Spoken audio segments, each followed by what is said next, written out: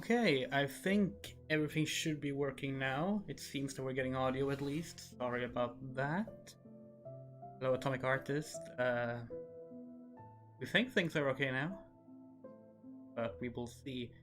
Um, so, okay, for those of you who don't know, we're currently not at our regular computer and such, and we're using a laptop. Actually, it's not even a laptop; it's a tablet. To do this thing. Hello, Liz. You can hear us good. Do let us know if we should change the audio at all. If we should like raise the BGM or the microphone or anything like that. So it's Transgender Day of Remembrance, November 20th. It's actually the 21st over here, but that's okay. Not too important. It's still the 20th in lots of places in the world, so we wanted to make this video, or rather stream, because as you might know, we did a series of videos leading up to today for Trans Awareness Week. We recommended a manga about transgender people or transgender issues. And first off, thank you to everyone who have been watching those videos and responding to us about it. It's been really comforting to know that like people actually find out about these books and check them out. But it felt wrong to do that kind of video series and then not also do something for Transgender Day of Remembrance, of course, because it is pretty important day. I'm just gonna fix the light source real quick. Oh, that's a bit bright, maybe. That will do. So let's talk about everything. Those of you who might not know, if you're aware, we are Andrea Ritzy Reventon, a trans woman, non-binary trans woman. We came out 8.5 years ago, and we will be talking about our transition in a little bit. And of course, Transgender Day of Remembrance is the day in which we remember everyone we've lost in the past year. So the list that we have going here is the list of 375 victims of transphobic violence around the world that we know of, that have been reported this past from October 2020 to September 2021. That's the period that it's collected in, and we will add a link to the full document with nationality and age and all these things when we publish this as the stream.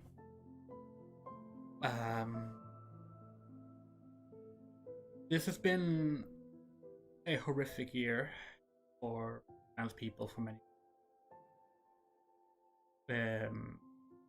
According to the human rights, I forget the last letter and word in their name, but they reported that it's the deadliest year in the US for trans people on record at all. And similar reports have come out of other countries as well. And of course, it's been on the legislature going up against us in various parts of the world. There's still many parts of the world in where we just are illegal, and one cannot leave out the tragic amount of people in the list here um, who are from Brazil, who are from Mexico, both of which have some of the highest number of victims this year. It's difficult to accept. It's difficult to feel like progress has actually been made and that we're going towards something better when this keeps on coming every year and they keep expanding. But it's of course also important to acknowledge the progress that is made alongside of it, and on the other side of it, the most important thing to take away from the horrible events, outcomes, deaths, is that we will at least make sure to remember those who we almost became a statistic on the list this year. We use we as a first person pronoun. We're trying it out, actually, in case anyone wasn't aware. We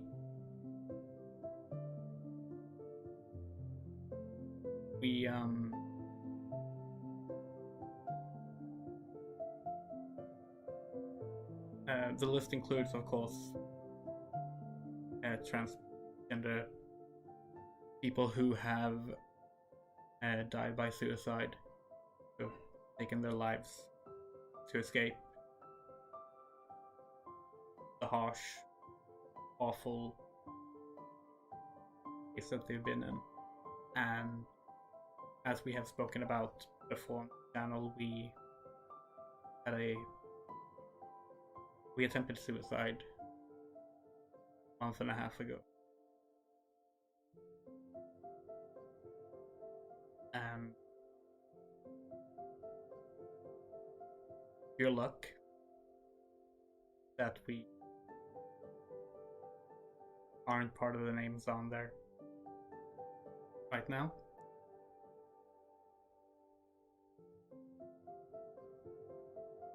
And we wish we could say that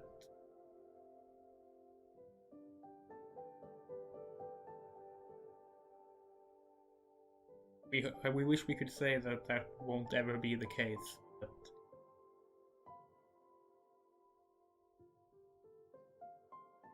difficult to make such promises. We were at a memorial today. We're currently in the town I grew up in, Kalmar, in Sweden. They had a memorial for Transgender Day of Remembrance.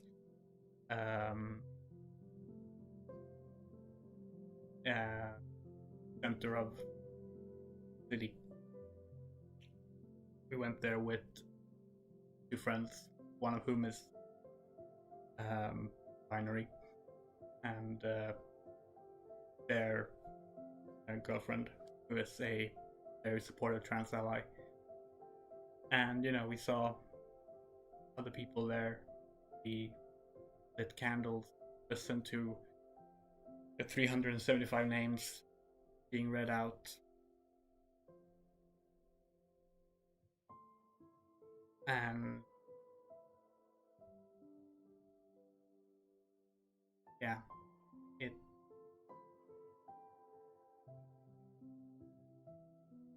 just horrifying. Just horrifying.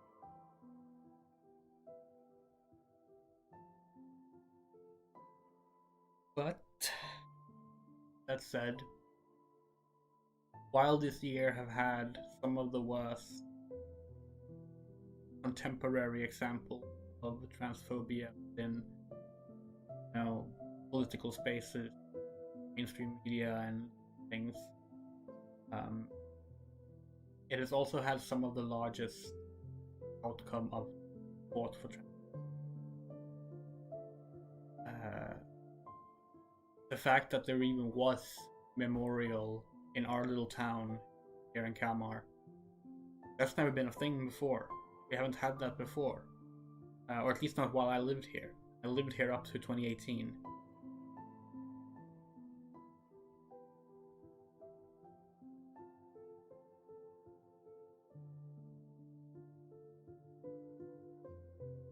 And also, like, we've been seeing, of course, various trans marches around the world. There was one in Stockholm that we wish we could have attended, but we couldn't.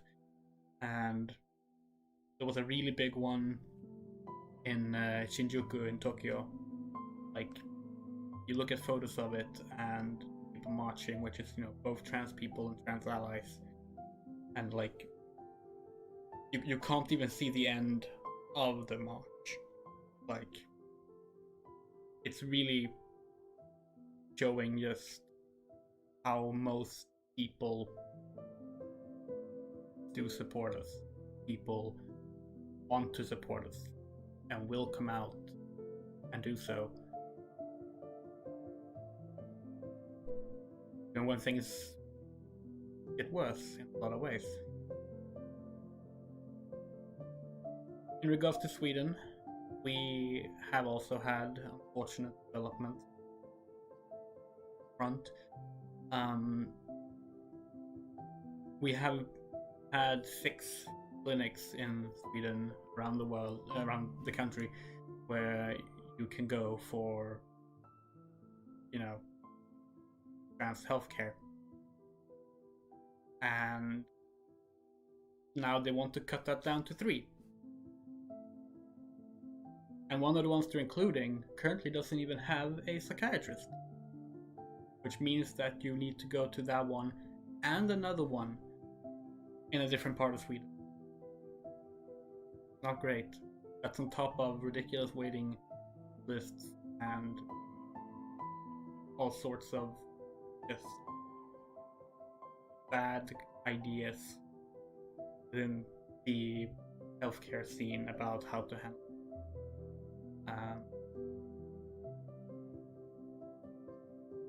Additionally, we found out today that when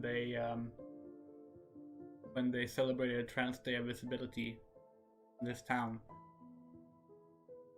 earlier this year, that's March 31st, if you don't know. Apparently, a trans person, I don't know their gender, but a trans person was literally assaulted in the streets. Which, like, having lived in this town most of my life, hearing about anyone being assaulted in the streets is not something you do. Like, it's not something you see here. At least not in, like, the inner city. Like, that stuff is really rare, but even that has been part of this year. Now, there's been some good stuff in Sweden as well. We have at last pushed through to change our gender recognition laws. So by 2024, because of course it's gonna take 3 more years, by 2024 we should finally have informed consent be the decision behind transitioning, rather than requiring a long process of going to doctors and real life experience and getting evaluations and approval from the like national court and things. All things that I have gone through. All things that we have gone through. But it's still something. It is progress. And see a lot of progress aside the horrors.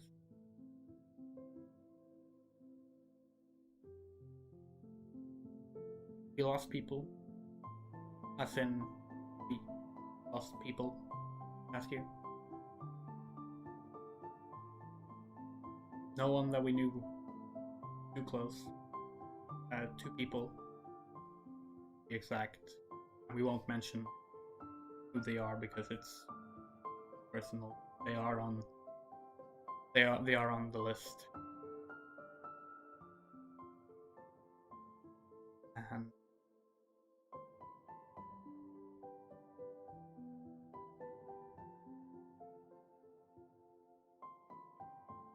breaks our heart, but also like at least it was something we knew before we read the list, before we heard the list. The scariest thing about the list every year is, as you're reading it, to it being read out, you realize that at any point a name can come up, someone you know, be it in person or online, weren't aware had been lost. That did not occur for us this year, but sure it did for many.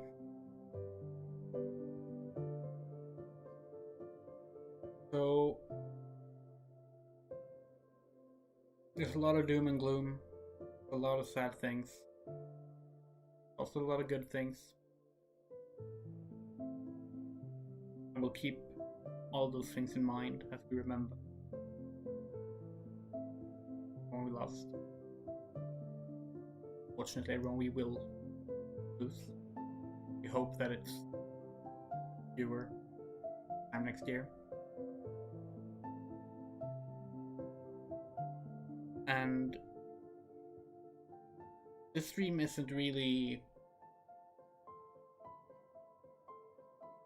We're not really doing this for like any particular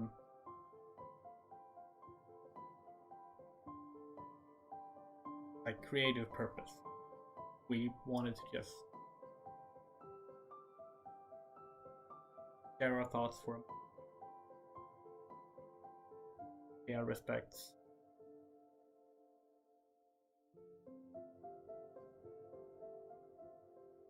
Yeah. We have done. So before we close out, we figured we would at least tell our edition story. Not the most interesting one, but it still provides some context on what it's like transitioning in Sweden and what the struggles here is. Because a lot of people have this idea that Sweden is vastly socialized and things like healthcare is just universal and great. Wish it was so, but not really the case. It certainly has its good parts, but it's a bit more complicated than that, as things tend to be. So we spent most of our childhood feeling like there was something wrong with us, that there was something just didn't fit for us and we couldn't put our finger. We never really like felt part of like the boys and class and stuff like that. We didn't feel like we were part of their group. We didn't really relate to them. All these things, and it was confusing and it was, you know, saddening. If we didn't have much of a social life as a result, we just kind of became this recluse that drew ourselves away from things. Now, there were a lot of various reasons for this, such as, you know, we would later find out the fact that we have a mild diagnosis for autism and ADHD and various other things that isn't really relevant to this, so we won't get into them. But in 2012, summer of 2012, we started talking to a trans woman. Or rather, when we started talking to her, she had not yet come out as a trans woman. But she did around a month after we got to know her. And in so, we had this sudden revelation that you can just be trans, and it can take time before you figure that out. Like, we knew trans people existed. We had seen them in various media, often made to be gross and ridiculed, but despite that, we had seen trans people. This was the first time we met someone who was out trans to us. And suddenly things just started falling into place. By fall 2012, we started talking to our closer friends about thinking that we might be trans and come out about it. And eventually we did. February 22nd, 2013, we publicly came out on social media and to our family and contacted the TS clinic, which is the Swedish term for, or was the Swedish term for identity.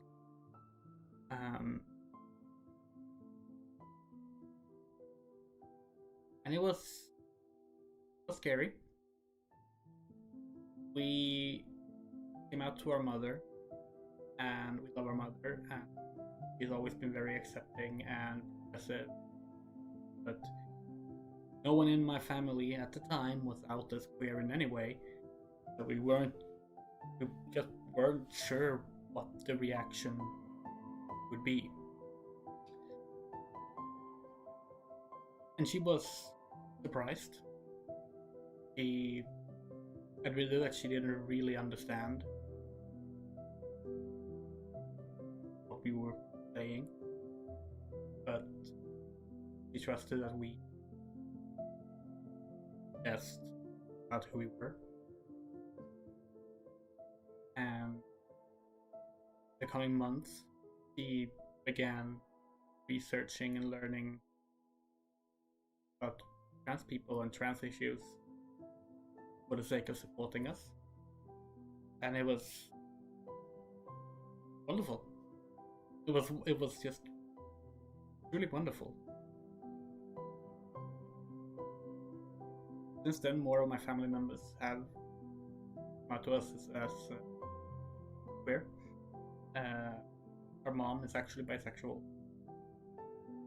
Our youngest younger brother, is as well. And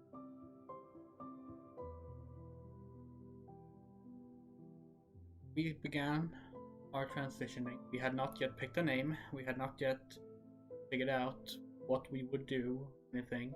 We got a time we got like an appointment at TS clinic, August of that year. That's 5 months. Not too bad. 5 months as a waiting time is actually pretty decent. Unfortunately, it shouldn't be, but it is, comparatively. We arrived and started talking to doctors. Began our examination, where they would figure out if we were true.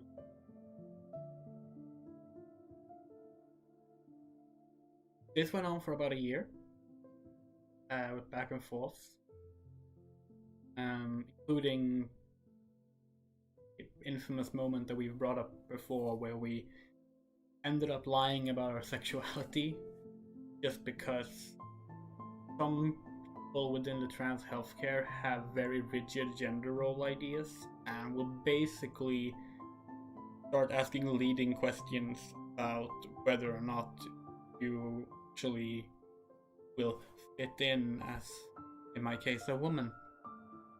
So, for example, when we arrived with like pants that have a skirt, they would like comment on that and be like, "You're wearing pants." No. Yeah, we wear pants. It's also in the middle of the winter in Sweden. Why wouldn't we wear pants? But as a result, we were very on edge about answering certain questions. And at one point, we got this very leading question. It was not like what sexuality are you? Are you attracted to boys and girls or anything like that? Like, no, it was this very leading question. Can you see yourself together with a man in the future? And at the time, we knew that we were not into men, but we were terrified. So we said, yes, of course. I think we said something like, we don't really care about gender. And maybe we shouldn't have done that. Maybe we're just catering to bad statistics by doing that, but you're scared in that moment. So it's what you do. And in our case, we ended up getting our first referral onward after that. And we have also spoken to other trans people that got similar questions, and many of them have the same reaction, even if they aren't straight or aren't bi.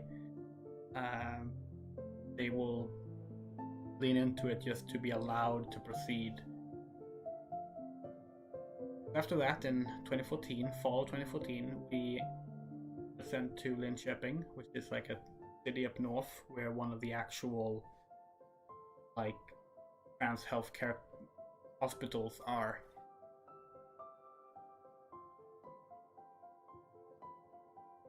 It basically reset our progress for whatever reasons. Now we had to start over and explain everything and talk about everything, and have this whole examination process all over again.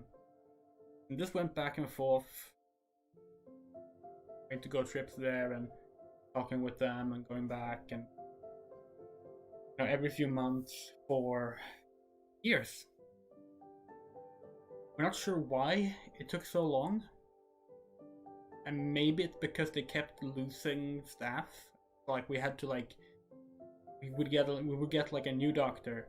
Like sure, they would have our journal, but they still wanted to hear us say everything again. So we had to do everything over again. And this constant repeating process of not getting anywhere. And we expressed frustration about this, and it didn't seem to change anything. And then finally, in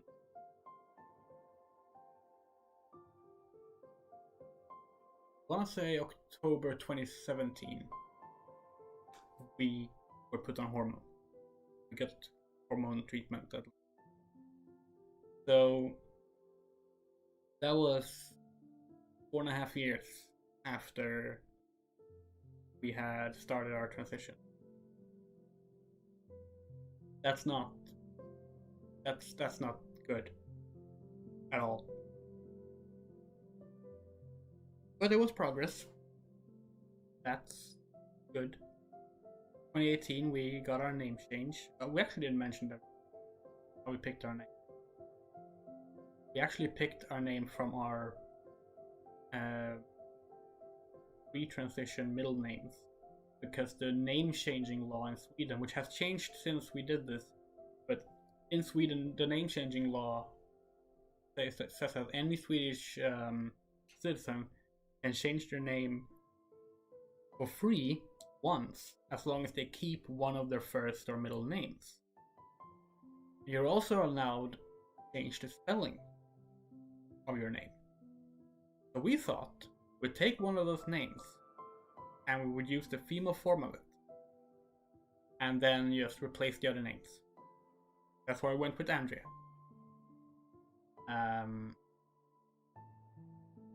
It didn't go through. They didn't agree that it was changing a spelling. Do what we did. It was removed better. and the result we had to pay for it instead. But at that point, we had already gotten used to using Ambia. That's how that happened. In 2018, we had our name formally changed, and then we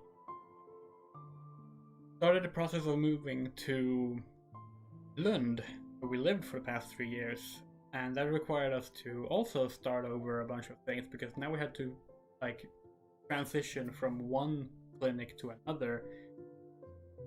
There was a bunch of problems with that, and journals that wasn't being sent accurately back and forth, and it was a mess. And it took about 2 years before we actually had everything sorted and could continue our transition.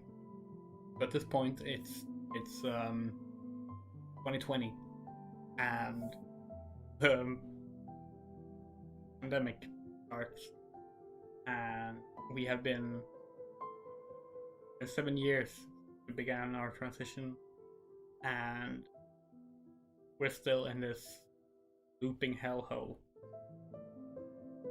At the end of 2020, we were finally fully approved, so to say, and we were able to apply to have a legal gender marker changed from M to F, or from M to K to be exact, in Sweden, because the word for woman is kvinna. And that went through just fine. We also got put on a waiting list for surgeries. We're still on the waiting list, and we still don't know how long the waiting lists are. They didn't tell us. They just said that we're on the list. So one day, probably get there. But now it's 8.5 years, and we're still dealing with waiting lists and these things. And it's still going to take until 2024 before trans people can just come out as adults and have their gender changed by their own accord. Not great. And it feeds into things to full outcomes such as trans suicide. It also doesn't help that a lot of media have been reporting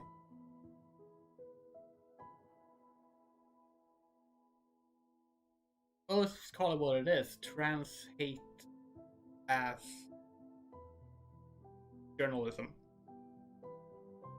Sweden have been responsible for this. Our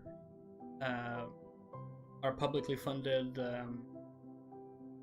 TV channel SVT have done their so-called, what is it? Uppdrag granskning, so that's like mission research. And they've done like 2 or 3 pieces on parents of trans kids, which have all been from the perspective of transphobic parents of trans kids. They included a bunch of misgendering and awful lies about trans program, suggesting that a kid can come out as trans and be fully approved to change their gender in 3 months. And it's like, we're sitting here 8 years in, like, how? Where? When? Like, this has never been the case in Sweden. It doesn't seem to be the case anywhere. So, yeah. That, of course, leads to, the emboldening of trans hate in other people, and as a result, it leads to awful things.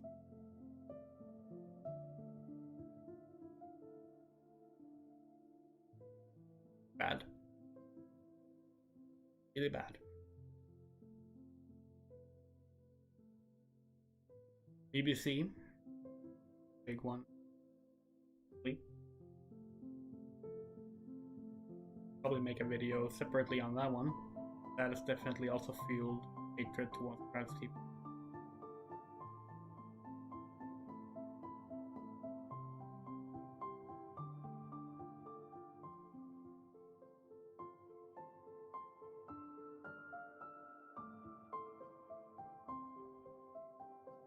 I think that's probably all we can really say about this without going on just a ramble about other things that are horrible. And while this is a sad day, it shouldn't be overtaken by just complaining about things.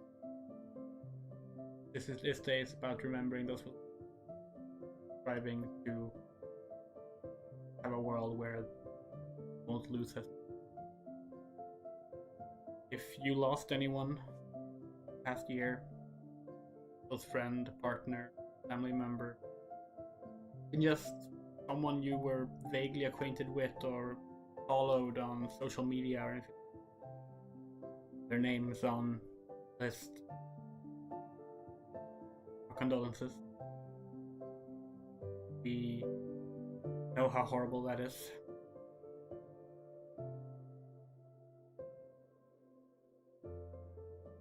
Let's just sure that fewer people will have to experience healing by doing what we can.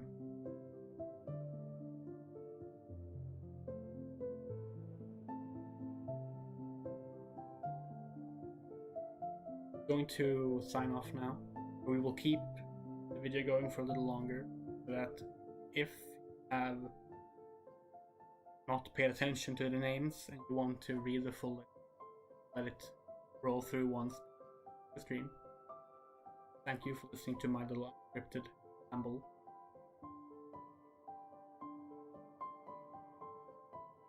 I would light a candle, but I don't have one. And yes, we know we're inconsistent about our first person pronoun use. And we're also still adjusting to it. It's new to us as well. But I'm sure we all... Thank you so much. And we will see you in hopefully still important but less somber contexts.